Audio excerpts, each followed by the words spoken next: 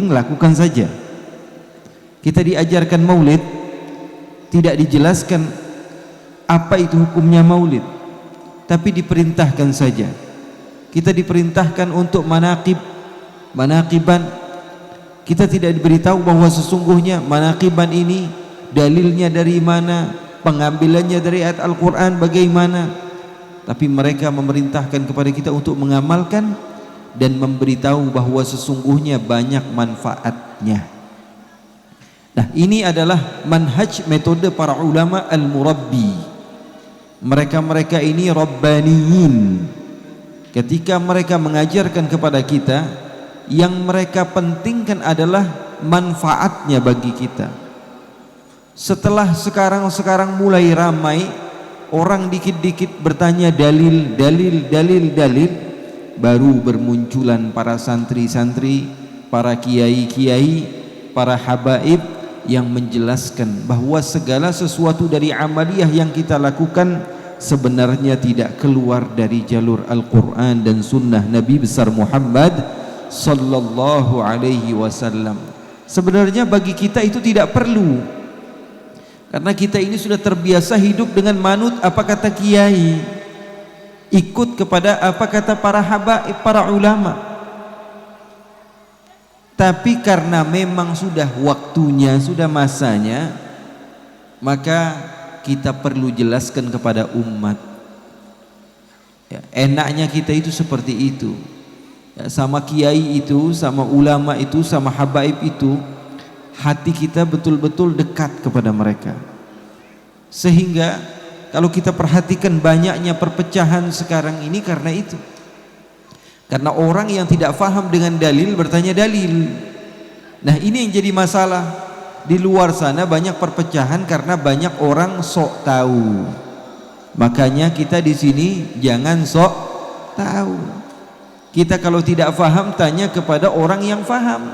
Fas'alu ahlal dzikri in kuntum la ta'lamun. Tanya kepada yang faham kalau kalian tidak faham. Kalau kita lihat kehidupan kita di masyarakat kita, jangankan urusan agama, dahulu tidak ada perpecahan. Kenapa?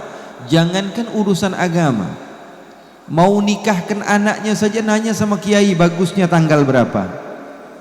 Mau keluar bisnis, pergi keluar saja bertanya dulu, kiai, habib, ustadz, saya mau buka toko, kira-kira bagusnya hari apa, kira-kira bisa atau tidak datang mendoakan, meminta keberkahan.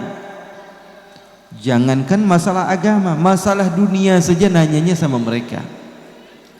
Sehingga tidak ada perpecahan, ikut kepada satu arahan. Kalau sekarang tidak, dikasih tahu hukum agama saja, mereka akan berkomentar, wah ini dalilnya dari mana? Ya, bertanya dalil. Kalau kita tanya referensi ataupun kita tanya definisi dalil itu apa, dia tidak tahu dalil itu artinya apa. Wah, ini jadi bahaya. Makanya ya, saya berharap ya, jadi saya ini udah banyak keliling ibu-ibu ya.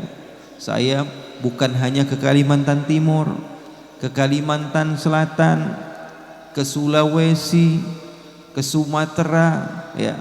Dari Sabang sampai Merauke saya sudah keliling. Bahkan Asia Tenggara hampir semua saya masuk. Saya diundang di tempatnya Upin Ipin.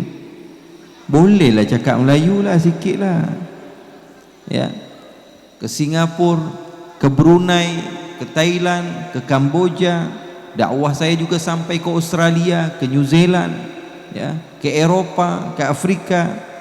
Saya keliling kemana-mana. Jadi saya tahu hidup kita ini paling nikmat sudah. Mau zikir kepada Allah mudah, mau sholawat kepada Nabi gampang. Bahkan aparat pemerintahan juga ikut bersama-sama berzikir kepada kita, bersolawat kepada Nabi besar Muhammad sallallahu alaihi wasallam. Kiainya, habibnya, ibu-ibunya, bapak-bapaknya, anak-anaknya mau ngapa-ngapain mudah. Alhamdulillah. Karena nggak repot. Kalau repot Ya nggak bahaya tak? Bahaya jadinya. Di luar sana repot orang. Seperti sekarang kita mengadakan haul. Oh, apa itu haul? Buat apa itu haul? Sudah jelas kita berzikir kepada Allah, bersalawat kepada Nabi Muhammad, bersilaturahmi satu sama lain, mendengarkan ilmu agama. Buruknya dari mana?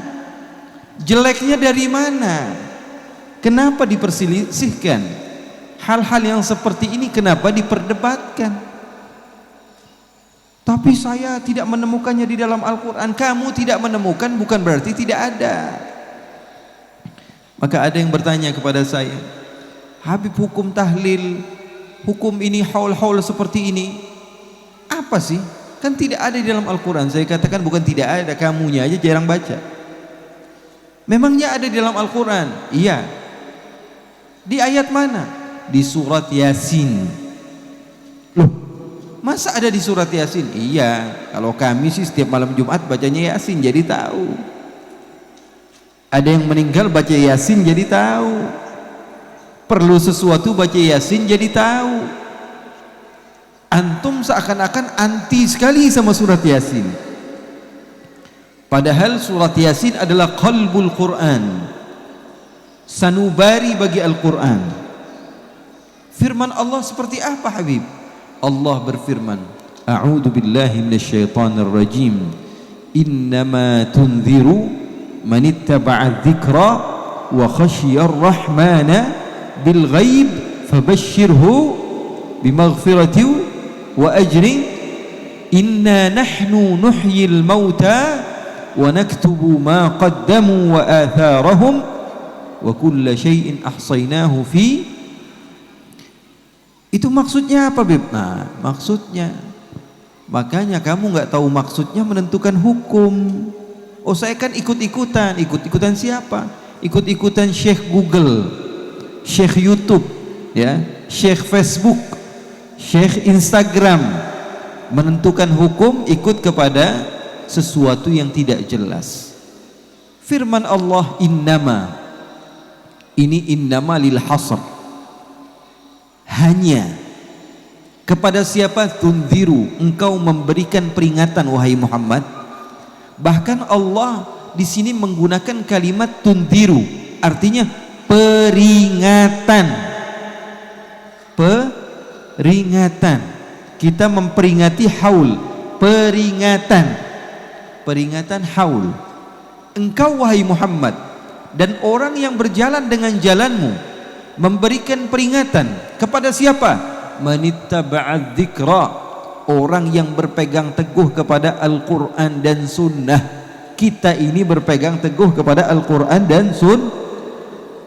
Sesungguhnya engkau wahai Muhammad memberikan peringatan kepada orang-orang yang ikut kepada Al-Quran. Peringatan apa? Inna nahnu nuhyil mauta, siapnya tentang kematian.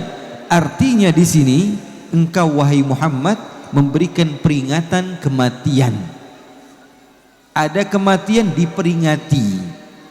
Itu manhaj Nabi Muhammad SAW. Nah, kita ikut kepada manhaj Nabi Muhammad.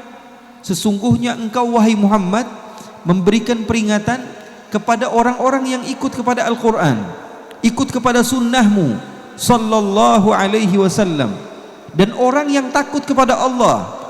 Justru kita yang memberikan peringatan dan mendapatkan peringatan akan kematian, mendapatkan predikat dari Allah. Kita adalah orang yang ikut Al-Quran dan kita adalah orang yang takut kepada Allah. Maka apa yang Allah katakan? Sahabat-sahabat saya yang hadir pada siang hari ini, Allah memberikan kabar gembira kepada kita. Kita yang memperingati haul, kita yang memperingati akan kematian, beri kabar gembira kata Allah. Fabashshirhum, beri kabar gembira. Pulang dari tempat ini, kita melangkahkan kaki kita dari tempat ini, kita insya Allah dosa kita diampuni oleh Allah. Bukan saya yang ngomong, Al-Quran yang berbicara. Kita pulang dari tempat ini insya Allah dosa-dosa kita diampuni oleh Allah. Bukan itu saja, Allah memberikan pahala yang besar kepada kita. Tapi bukankah Rasulullah SAW katakan di dalam hadis,